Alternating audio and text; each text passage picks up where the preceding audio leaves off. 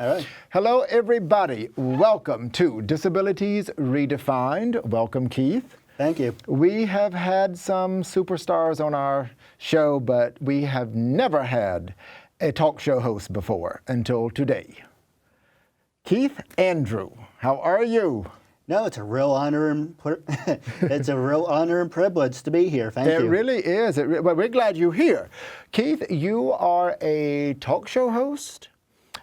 You also are an advocate. Yes. And you are a huge wrestling fan.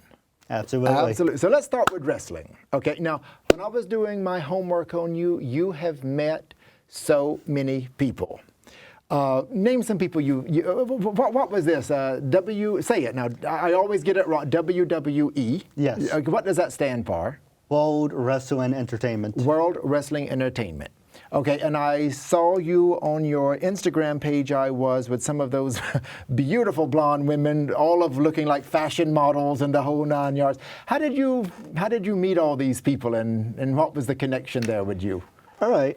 So long story short, when I was 4 years old, my brother, I'm the youngest out of 4 brothers and 1 sister. Okay. So the brother before me was flipping through the channels one day, and at the time they gotten into wrestling, Hulk Hogan and Randy Savage and all that. Mm-hmm. And just they kind of faded out. One time they came across Monday Night Raw. Monday Night Roar? Yes. That was the name of the TV show? Yes. Roar, as in like a lion roar? RAW. Oh, okay. Raw. Okay. Perfect. Okay. And then we saw WrestleMania 10, and after WrestleMania 10, we were just hooked. Stars like Bret the Hitman Hart, Owen Hart, and some of the great announcers, Bobby Heenan, Gorilla Monsoon. Then we got the WCW, Eric Bischoff, Wow. Tony Schiavone. And to answer your question, I'm a bit, like I said, I'm a big wrestling fan. Okay. And so recently, I started to go to autograph signings.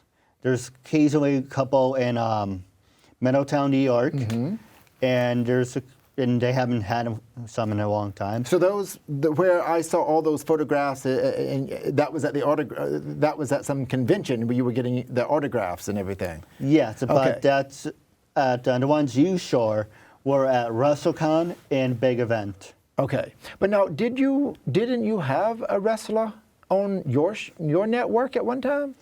Officially or unofficially, I had a lot of them. Right. But okay. officially, I had, let's see. Oh, trying to think. Officially, I had Ernest the Cat Miller. Okay. I had Joe Gertner. Okay. I had Raven. I had. Oh, well, that sounds like you've had a lot of them. Yeah, a lot. This is a bunch of them. Well, no, when I think about your show, though, however, you advertise your show mostly as actors and actresses. Yes. Yes. Now, and your show is over Skype. It's a great show. I love watching your show. I love your network as well as your internet, your website and your internet presence. Yes.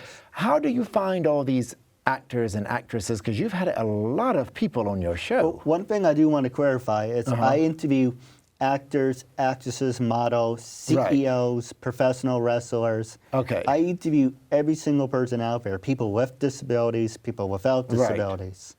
How I find them, it's LinkedIn, Twitter, Facebook, LinkedIn, Facebook, Instagram, any social media platforms I take advantage of. And you just reach out to them, and then they get back in touch with you if they're interested. Absolutely. I think that's wonderful. That is wonderful. Okay. No. I understood that you've had a variety of guests, but I think it's just recently, when you say episode 19 or episode 91, it's been an actor or an actress, and those are the ones that I caught up on because I was watching the latest ones, doing my homework on you.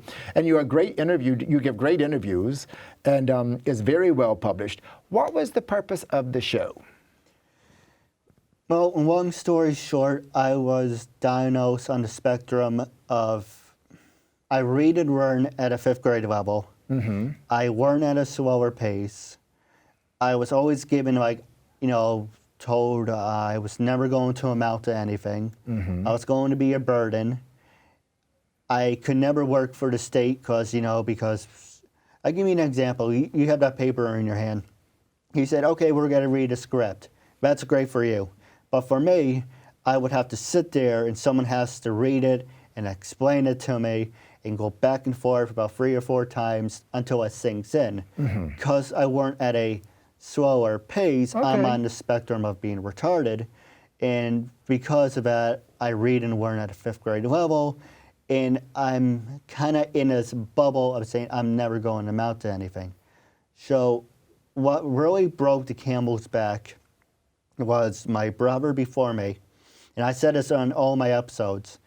We used to sit at the table as a family, as we still do. And it's like, I don't know what to do with my life. I don't know what to do. And my parents were like, go talk to your other brother. He knows people. Go to your sister. She knows people. They can point you in the right direction. What about you? What about you? You piss people off. You learn and read at a 5th grade level. You're not qualified. You piss people off. You don't shut up. Yeah, I have diarrhea in the mouth. I'm on the spectrum of being retarded. Can never go to college. I was never good or qualified. So I said, the hell with it. I'm going to show you. I'm going to show you what's a learning disability. With all these things you want to throw at me, go right ahead. I'm going to show you, even if it kills me, I can still amount to something. I will prove to you, yes, I learned at a 5th grade level, but look at what I'm able to accomplish. So I want to turn myself into an example. And I think you're doing just that. Absolutely. Absolutely, and that is a very, very good story.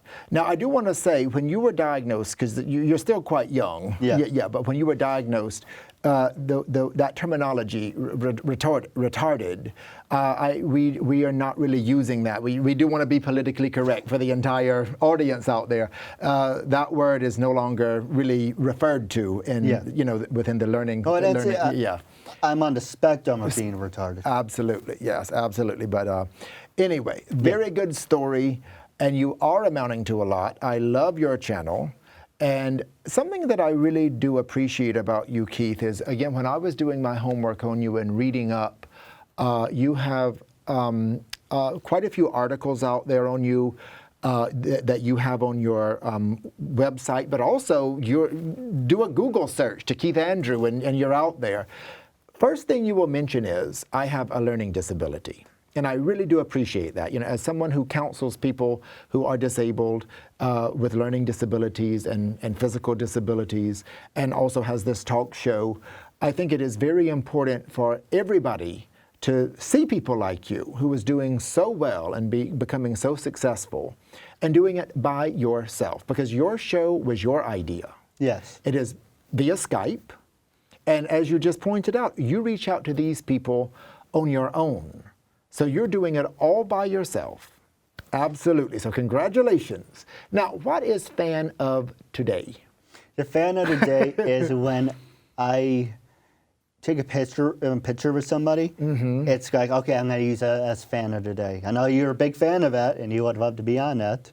I want to be fan. I don't want to be on it. I want to be it.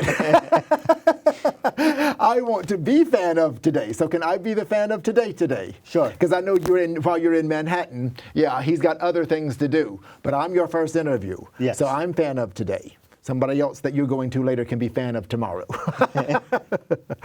What's in the future? What is your ultimate goal, Keith? To give me a perfect example, if you want, I'm so used to looking straight, and I know no one's there. But that's okay. For people out there, when we look out, all we see is lights and a little flickering of numbers or whatever. Right? Is this your first time being in a studio like this? Yes. Yes. Okay. Well, I don't think it's going to be your last. So get a good look out there, see what it looks like, and let's get on with the interview. Absolutely. I hate doing phone interviews. Because my last interview I did, I was like this, yeah, yeah, that's interesting. Oh, what's that? Oh, yeah, I'm still here. And as I'm walking around the room, and I'm saying stupid things, and I'm like, I shouldn't really be saying that. But then I'm like, I have to be interactive. You have to, touch the person in front of you, or you have to just be interactive. You want to be interactive. Absolutely. That's why I do Skype videos, because Right. I can see them. I work on my people skills. Right. And then it helps me be a better person. Talking on the phone like, so tell me about yourself. Yeah, well, I grew up in school. Yeah, that's wonderful. Okay. And then I'm like, I can be doing so many other things. And Right. So you want to do a, so to answer the question, then the future, more talk, yes, a talk show. Do you have any, you have a favorite talk show? I don't want to just put you on the spot like this, but do you have a favorite talk show host? I mean, is someone like a major inspiration? For example, I have to disclose things. I thought Joan Rivers, do you remember Joan Rivers? I always thought she was so prepared. I thought she did her research, she knew the guest, and she would bring things out of a guest that other people didn't know. And so she was like an inspiration whenever I had the idea to do this show. And it's funny because she's kind of a Hollywood kind of, and I come from academia. But is there one person that kind of inspires you that does have a talk show that you would like to mention? No, absolutely. There's two of them. If you might not like to stand up for this one. How we're sitting like this is I like to be Bill O'Reilly. Yes. Professional, how I dress. You said dress casually. I'm Right.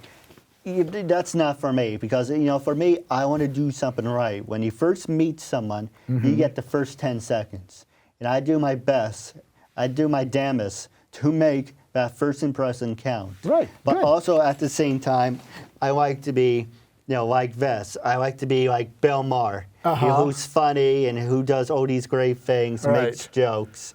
But I try to do a combination of the two.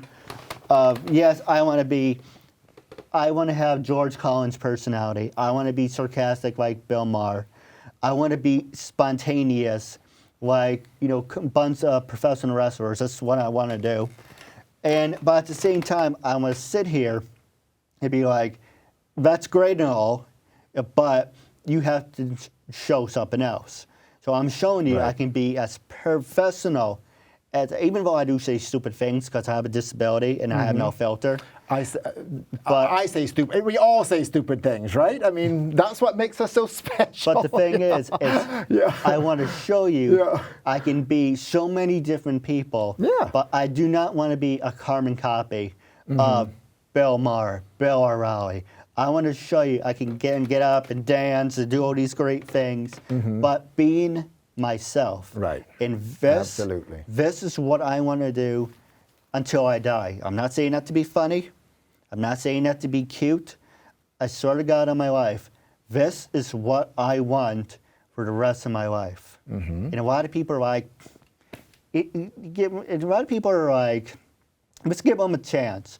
Let's see what he can do. And yet there's other people who are like, what's the point? It's only going to screw it up anyway. Because they're like, how many jobs do you have? My brother likes to tease me. Keith, I've been at my job for 13 years. Huh, that's funny. That's the same number of jobs you had in a year. So it's kind of like, because I always go diarrhea of the mouth. If you just tell me to do something, I'm going to look, I'm going to diagnose it and be like, it should be this way. And they're like, you can't do that. They're in charge, you're the boss, they're telling you what to do. Shut up and do your work. I don't do that. I'm kind of like, I have OCD. I like the freedom of walking and doing at the pace of mine. I'm currently at Walmart. Yeah, I was going to say, that was something else I realized too. But you are working. You do work. Yes, I'm one of the best Walmart employees. Absolutely. Some people like me. Some people just want to throw me underneath the bus. That's okay. Listen, we cannot please everybody, Keith. Okay? We cannot please everybody. It's funny you should mention that, because when you mention that, I said that a while ago. If you're trying to please everyone, you're only going to set yourself up for failure. I think that's true too. I think you hit on two very good points. One, be yourself, as you said, as you move forward with your career as a talk show host. And also, don't try to please everybody, because one, you lose so much of yourself in that, and therefore you're setting yourself up. You don't give people a chance. When you try to please people, I often find that when we try to please people, we don't give them a chance. There could be wonderful people out there that would really like to know us as opposed to what we think they want to know. So in that respect, you hit on two very, very good points, which kind of brings us to a wind-up question. What advice do you have to upcoming,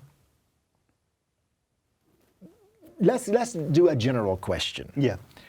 What advice do you have to anyone, able, disabled, that is interested in getting into this niche of talk show within the entertainment business? It's funny you should mention that because recently a lot of people make fun of me for this because they say it's kind of creepy, but I like to make an impression on people's lives. And I'll give you an example, make a long story short.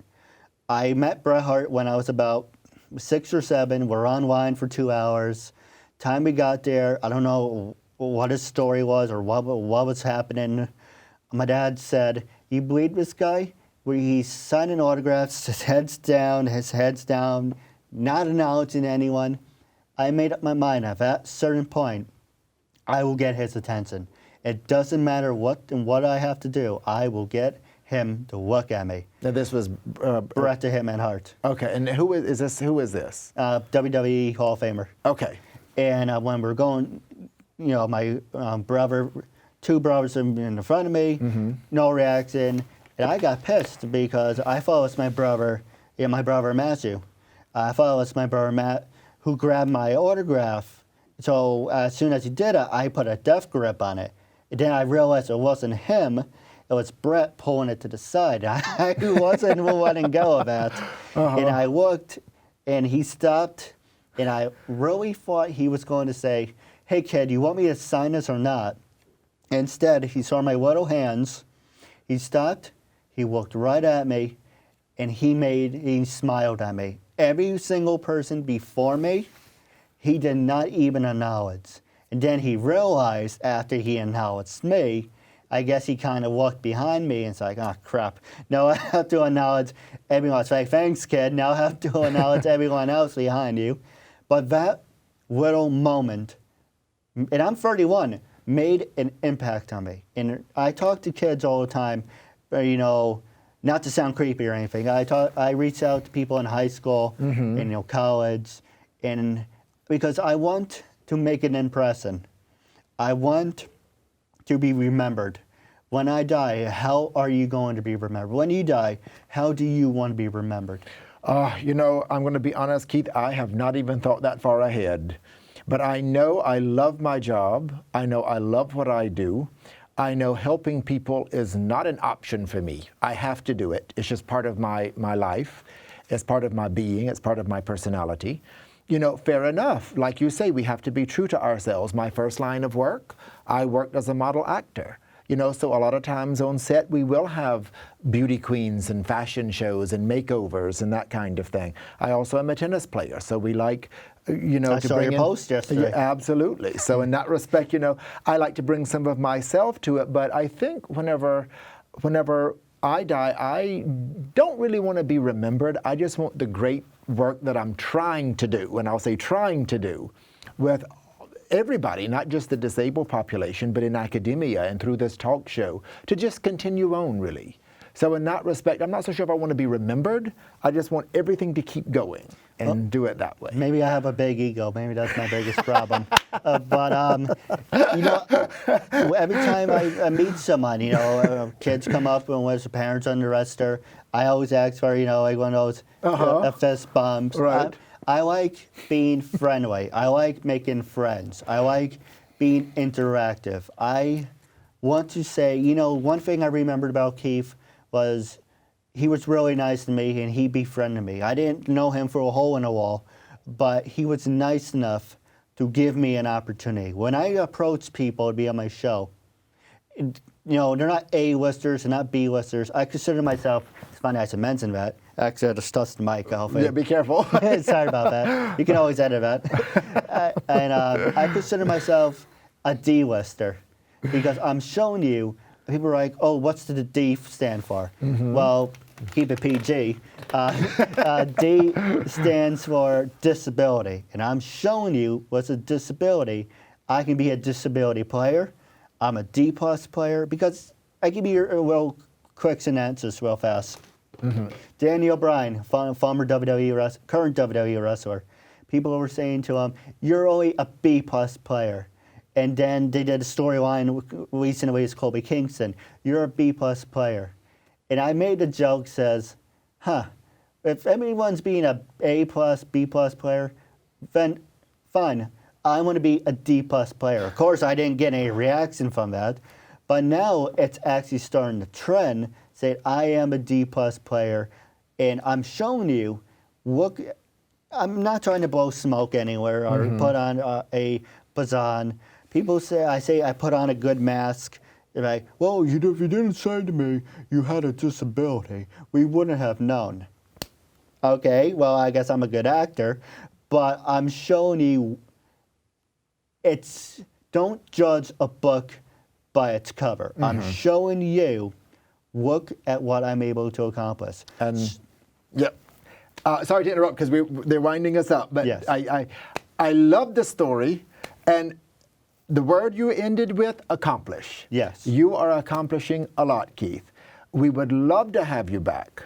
We would love to have you back as a co-host. If you want to bring in some of your wrestling ideas or some other things going on, you're welcome back anytime. We love having variety of co-hosts, so you're welcome back to do that. Or just come back and talk about what's going on in your life and how your show has progressed. Would you like to come back in the fall? I would love that. Okay, well, we'll look forward to you then. I appreciate it. Thank you very much. Thank you so much. All right, everybody, that was it. Give it up for Keith Andrew. Wow, that was a...